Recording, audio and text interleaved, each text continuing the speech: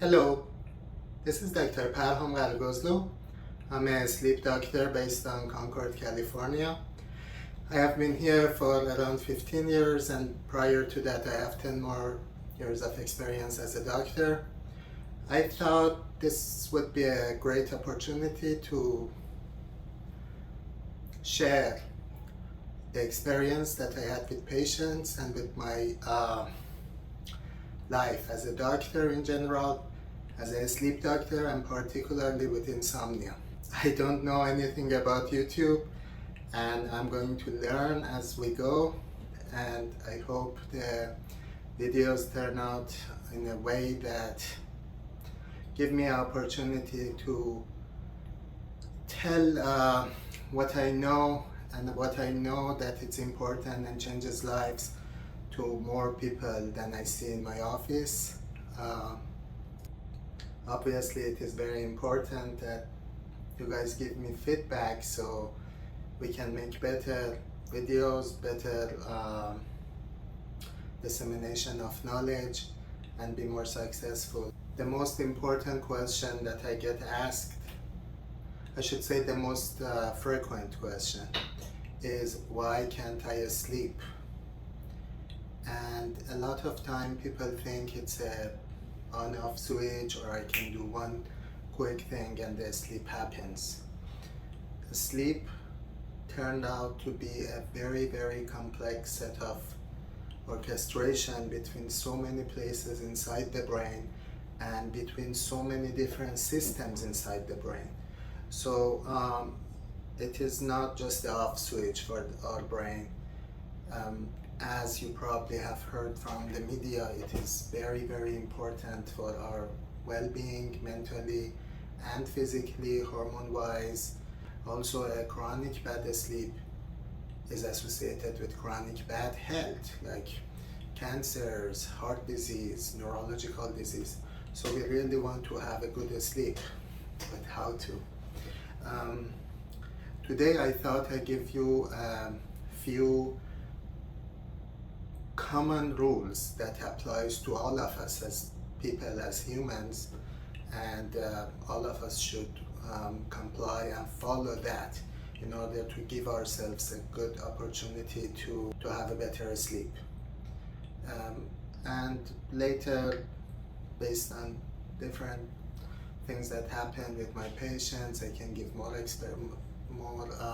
anecdote or patient experience, patient perspectives, and also we delve into each of these and see why is that recommendation there, and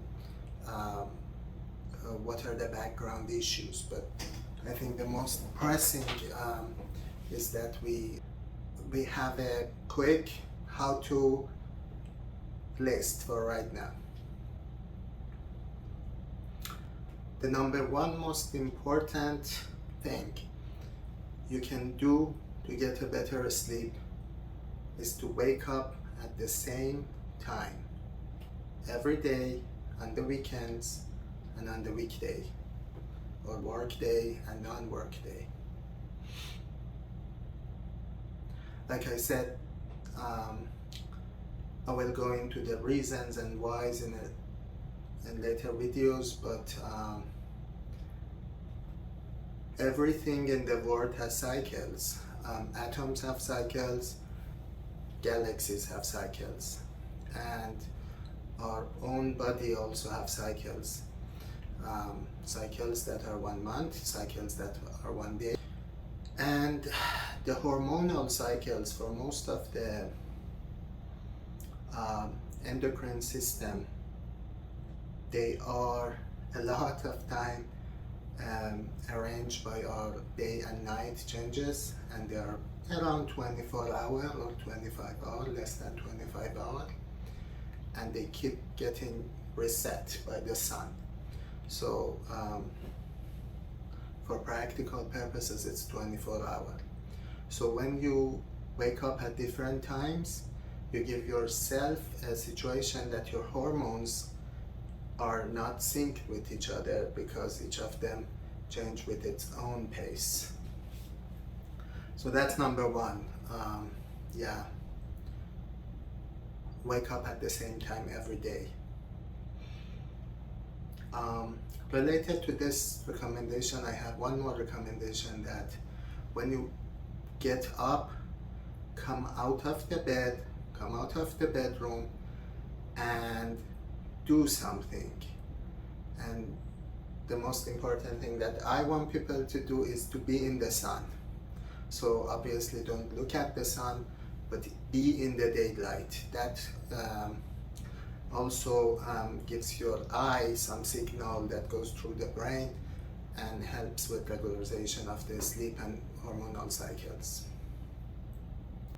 You have to follow the same cycle for sleeping and waking over different days of the week. And I just alluded to the reason a little bit ago. That if you follow with those two, those give you opportunity, give your brain opportunity to get tired and get sleepy around the same time. So you will go to sleep at the same time. The caveat here is that your willpower cannot bring you to sleep. The more you will to fall asleep, the less you fall asleep.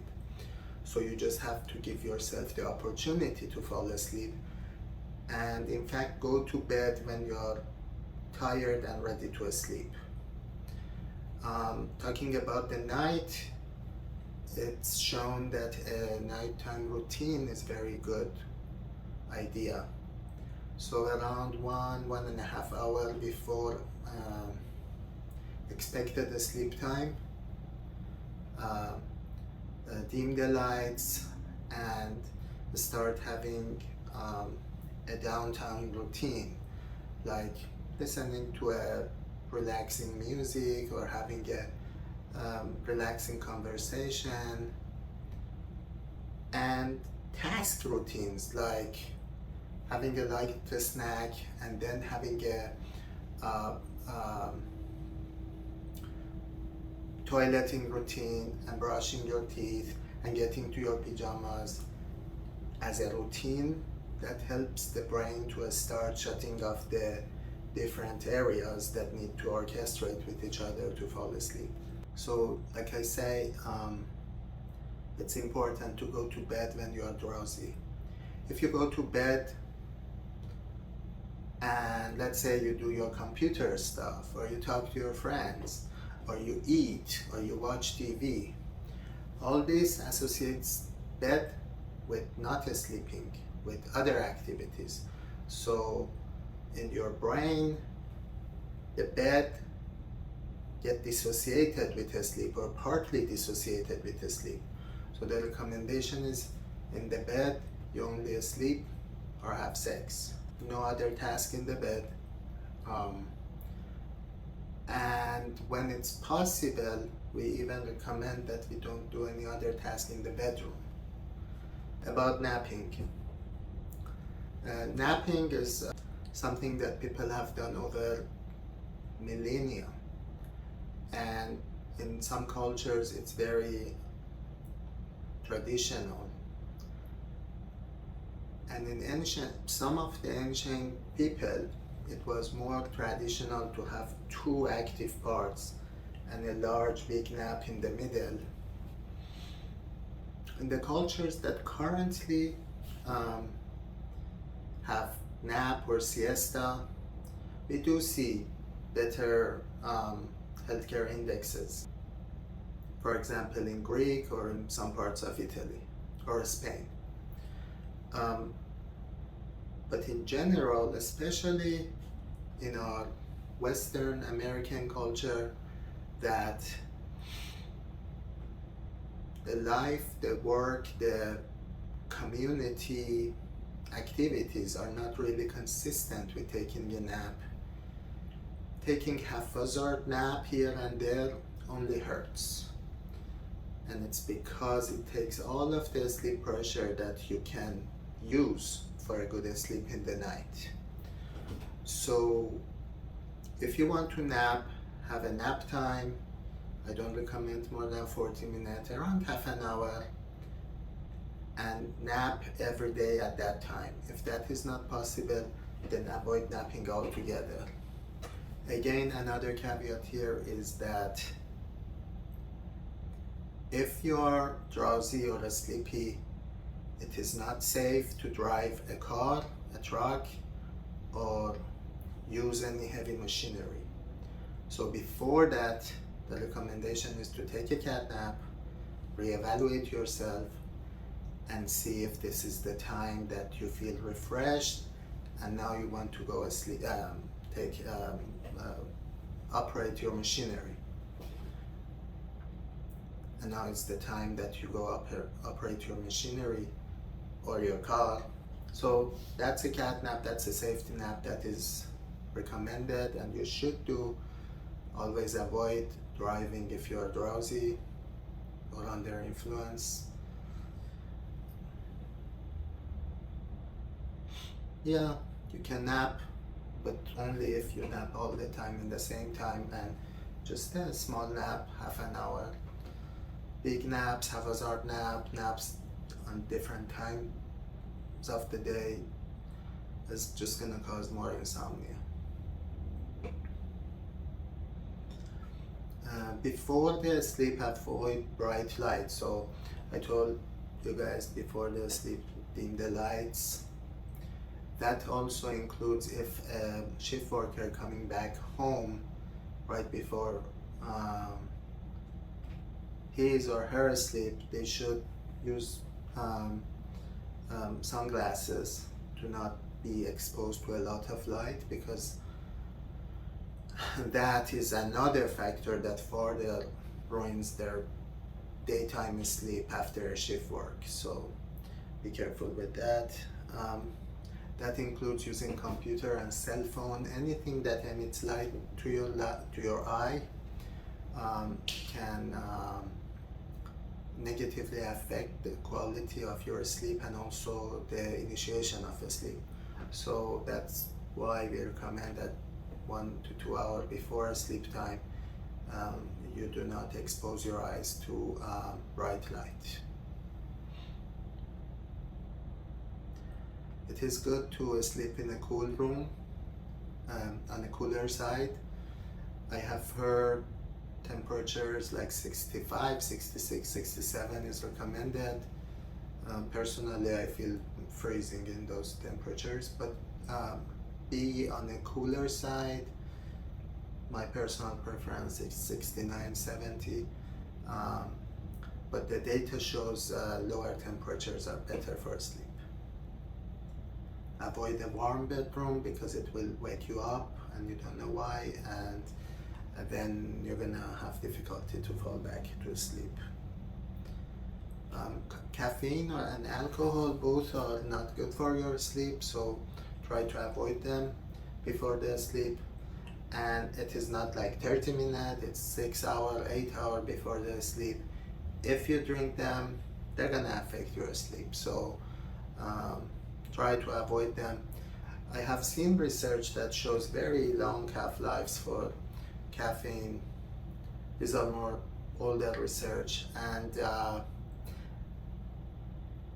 basically that means any caffeine, if you are a person who consumes caffeine, to some extent your sleep is affected, and that's why you feel more perky in the day.